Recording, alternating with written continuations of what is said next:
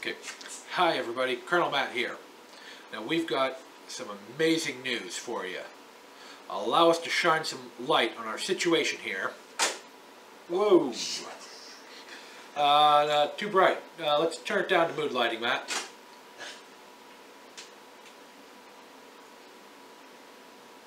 Okay, so we have some amazing news. The basement is finished. We're ready to begin construction on the layout. So let me show you how we ended up doing everything. Because the last you guys saw, we only had a little bit over there. Should I just move the tripod and just... So, first we're going to slide. Last you guys saw, we were working over here, and we had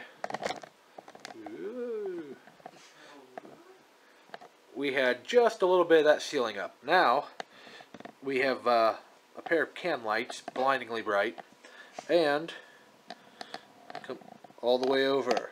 Not just a little bit over, all the way over. And for accent lighting, we put in a nice little thing of track light. Right now there's only a couple lamps on each side. Don't really need much more yet. I think just with our accent lighting we got a decent amount of light over here. But wait, there's more. We come over to the other side of the room where we will be continuing on. We can see there's lights there and a ceiling. Big news for us. Likewise, we have a single can light that is maybe showing up on here, maybe it's not.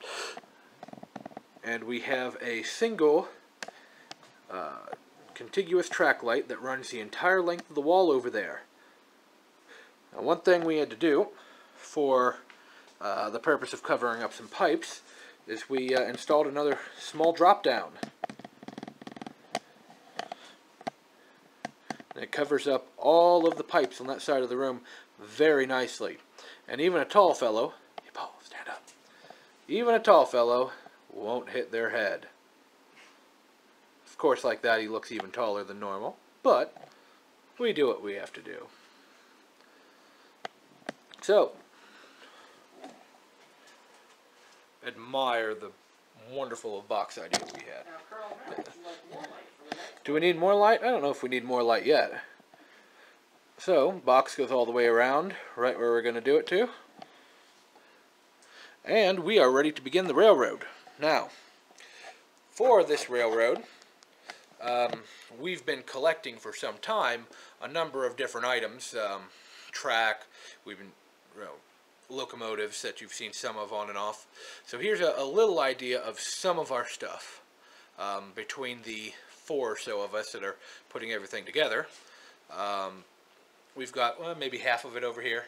Yeah, I'd say we actually probably only have maybe half. So the floating tripod says we go down and down and down. And that's it. So we've started off with a number of switches. We're going to be using Ross custom switches for our layout. In our opinion, for using the Gargraves track that we have chosen to use, Ross offers some of the best performing, best looking switches available, and they're usually fairly reasonably priced as well. For power, we are going with a MTH Z4000 transformer. It's up to 400 watt. That should be more than enough to power what we're doing, for now. Maybe we'll need a second. We'll see. So, we also have some of our collection here. That's about half of our rolling stock, give or take. Mostly Railking, a little bit of Premier level MTH, some Lionel in there. That's actually not much of my Lionel. I've got that's half of what I have back at the house. So, mix and match, some Atlas stuff in there. We're not predisposed to any particular brand. Anything that looks good and runs good. nice example of some of it here. We're going to be running both in command mode and conventional mode, both DCS and TMCC based. So we have, as on the track here, from, I guess I'd say right to left, that we have 3 post-war Lionel diesel engines. One is a Marine Corps, next one's a Seaboard. Was that SW1200 or so? Something in there. SW15, or is it? It's like an SW9, I think. There's an NW2. I don't know, it looks a little short. Anyway, and there's a Jeep 7 Wabash. Next to that is one of our Genset 3GS21Bs. Greatly detailed model. Very nice. It's MTH Premier. Followed by a Strasbourg ready-to-run Lionel. I'm pretty impressed with the look of this particular one. I have a Pennsylvania ready to run. I think this has quite a bit more detail. It's much nicer looking. Followed by a post-war. That's post-war, and that's a 242. Yeah, it's a 242. That's an oldie. It's been taken apart and rebuilt and glides right on down the track. Literally, you put it on that track and you give it a push, and that motor is very, very nice. Maybe not much tractive effort, but you know, it'll be fun to run. It'll do it. We have a Heisler Lionel, TMCC enabled Heisler. My favorite of all the steam engines we have. The gearing down the center is a very, very nice thing to look at visually. Followed by a number of our our freight engines, our stock. A little mix and match of everything we have: boxcars, tankers, some corrugated auto stuff.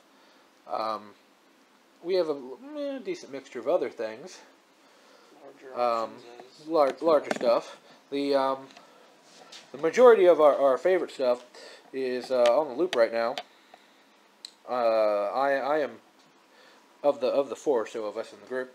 I like to do intermodal stuff. So what do we have? We have intermodal. Now this obviously isn't what the layout's going to look like because we're using Gargave switches. So why don't you fire that up a little bit, Matt? We're now fully ready to use the TIU. And that's volume with what we play with. By MTH.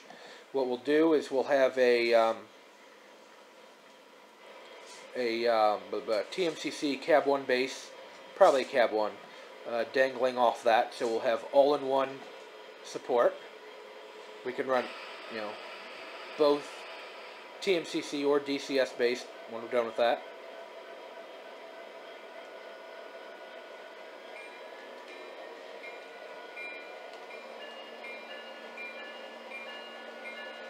It's just a bad spot on the light.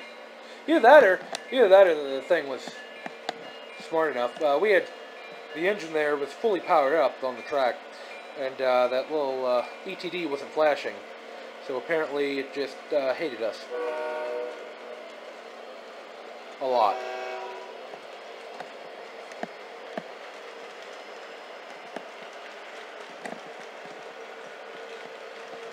Go grab the mock-up. I'm gonna have some fun now.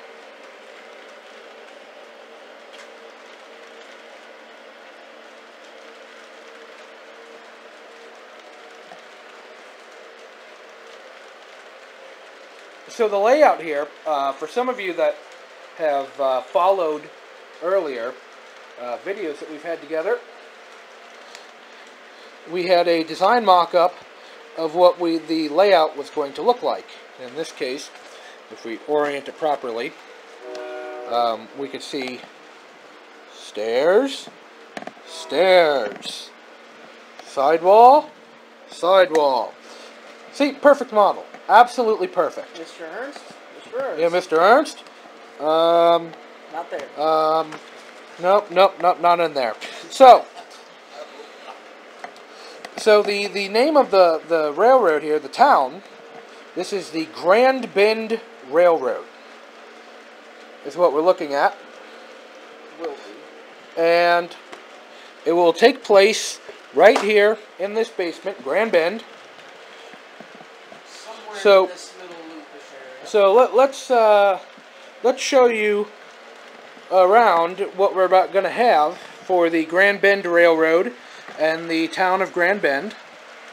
It's a very old town that's been around for some time, since the founding of the country, in the near the Appalachian Mountains. So lots of rocky terrain off to the side, as far as you would expect in West Virginia and places like that. Now, Grand Bend got its name in an interesting fashion. The town, at founding, was the very first thing that they put in was their new, the new of the day telegraph system. The problem was no one really knew how to operate it. So when they telegraphed in the name of the town of Grand, that's the original name, Grand. What they had found was their transmission was a little garbled. So the reply came back, and they couldn't read it. Their telegraph operator wasn't exactly good in that regard. And he read the message back as, "Get bent."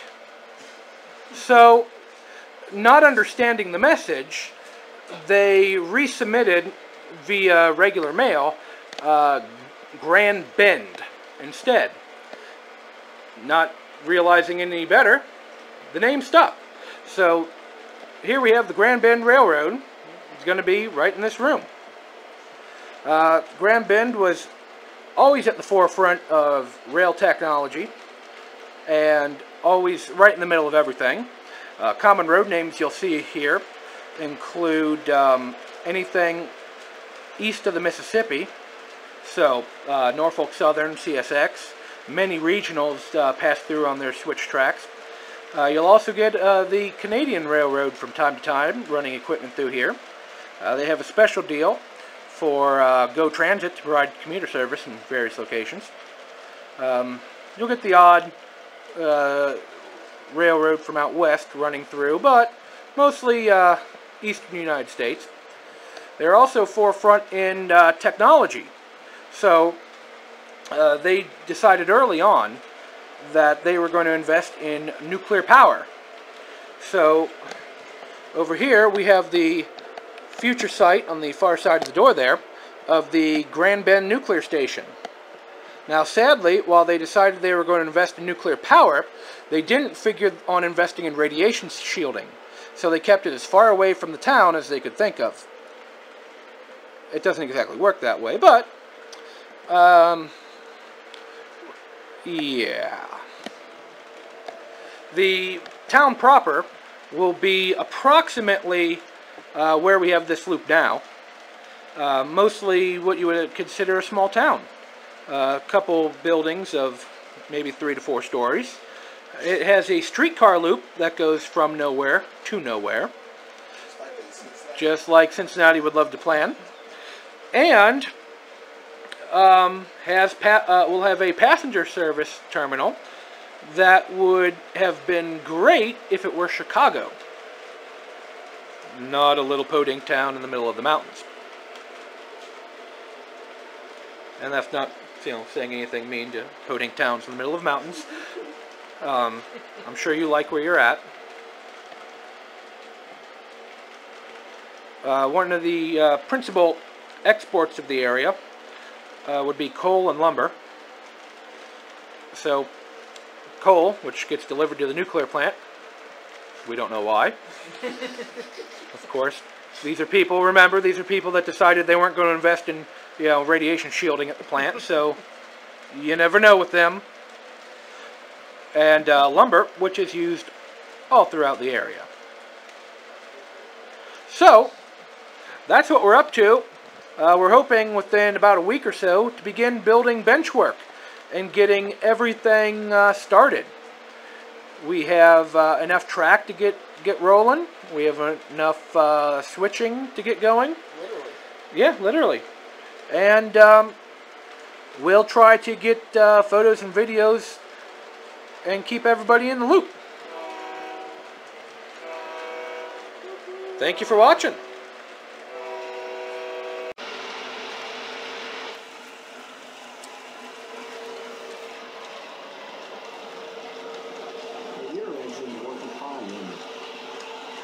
Look at the flickering on the caboose.